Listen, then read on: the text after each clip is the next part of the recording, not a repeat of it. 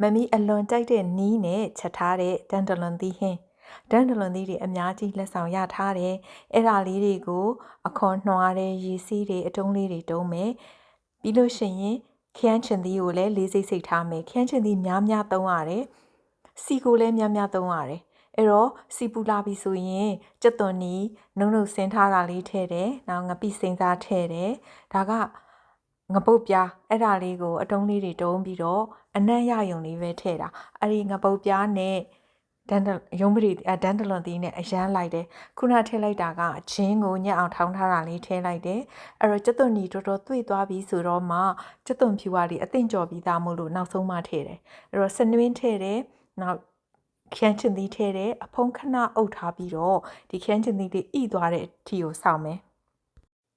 ခရမ်းချင်သီးကလေးပျော့ပြဲသွားစရာအခွန်လိတ်သွားစရာအဲ့ဒီထိအောင်ချက်ဖို့မလိုဘူးခင်းချင်သည့်အခွန်လေးနည်းနည်းပျော့သွားပြီဆိုလို့ရှိရင်အသင့်ရည်ဆေးထားတဲ့ဒန်ဒလွန်သီးတွေထည့်တယ်ဒါကအချိုမှုန့်ထည့်မယ်ကြက်သားမှုန့်ထည့်တယ်စားထည့်တယ်ငါးငံပြားရေးထည့်တယ်ဒါငရုတ်သီးအယောင်တင်မှုန့်ထည့်တယ်သူကကိုရီးယားအယောင်မှုန့်အယောင်လေးလှတဲ့ဆက်လေးဆက်တယ်စနွေးမှုန့်နည်းနည်းထပ်ထည့်မယ်ပြီးရင်အားလုံးကိုတမအောင်မှွေပေးပါမယ်တမသွားပြီဆိုလို့ရှိရင်အဖုံးအုပ်ထားပြီးတော့မီးအလဲလန်းနဲ့ချက်ထားမယ်ရေလုံးဝမထည့်ဘူးခင်းချင်သီးကနေထွက်လာတဲ့အရေနဲ့ပဲရုံးပရိသီးနူးသွားတဲ့အထိချက်မှာပါ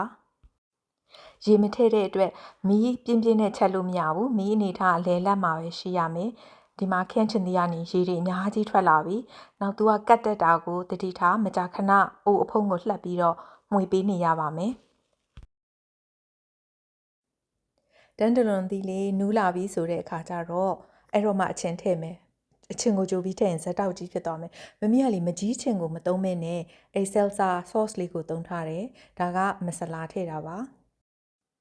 မကြီးရည်နဲ့ချက်မယ်ဆိုလို့ရှိရင်ထင်ရသွမှုတမကပစ္စည်းလေးထည့်ပြီးတော့အချင်းရဲ့အရသာကြီးအရန်တိတာထင်ရှားမနေအောင်ထင်ရမယ်သူကလေအချင်းတက်လေးမတိမတာလေးပါမှစားလို့ကောင်းတာနောက်ဆုံးမှနန်းနန်းမင်းလေးအုပ်မယ်ဒီဟင်းအနှစ်ကလေခရမ်းချင်သီးရဲ့အချိုတက်အချင်းတက်ကလေးရဲ့ငပုတ်6ရဲ့အနံ့အရသာရဲ့ရုံးပတိသီးရဲ့အနံ့ရသာတွေအားလုံးပေါင်းဆက်သွားပြီးတော့မဆလာနဲ့မှုေးလေးနဲ့ဒီအနှစ်ကလေးနဲ့ထမင်းနဲ့လူးစားရင်ကိုတအားစားလို့ကောင်းတာပါ